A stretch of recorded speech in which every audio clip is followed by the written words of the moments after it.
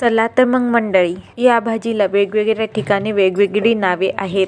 पुण्यात आणि मुंबईत तोंडली असे म्हणतात आणि विदर्भामध्ये टेंडुणे असे म्हणतात. कर्नाटकामध्ये चिक्का सौतेकाई, तमिळनाडू आणि तेलंगामध्ये सिकंदा असे म्हणतात आणि इंग्लिशमध्ये आयव्ही गार्ड, महाराष्ट्रामध्ये टिंडोरा. साधी सोपी भाजी पण नावे वेगवेगळी.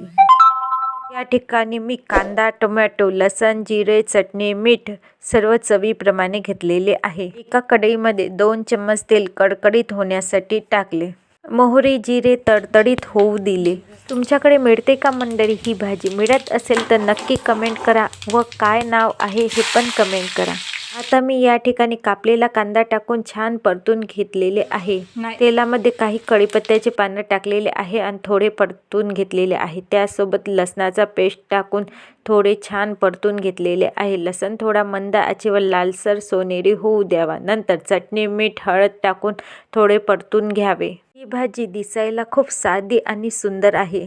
टमाटे मी कापून ठेवले होते, ते टमाटे मी कढईमध्ये मंद आचेवर टाकून घेतलेले आहे. गॅसचा पावर थोडा वाढवून 2 मिनिटं असेच परतत राहिलेले आहे आणि टमाटे छान शिजलेले आहे. मी तोंडली स्वच्छ धुवून कापून घेतली होती. कापलेली तोंडली कढईमध्ये टाकून घेऊ. सबस्क्राईब करायला कंजूशी कशाला मंडळी? मंद आचेवर परतून घ्यावे.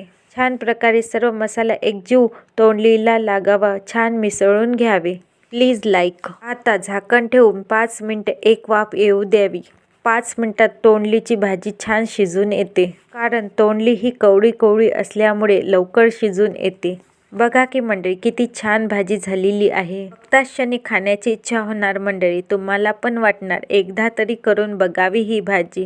हिवाळा आणि पावसाळ्यात दोन्ही ऋतूमध्ये ही भाजी मिळत असते. आनंदाने सबस्क्राईब करायला विसरू नका. बघा की मंडळी, किती छान भाजी झालेली आहे. ही भाजी तशीही खाल्ली तरीही चालेल. गोडसर चव. पुन्हा भेटू अशाच नवीन रेसिपी सोबत.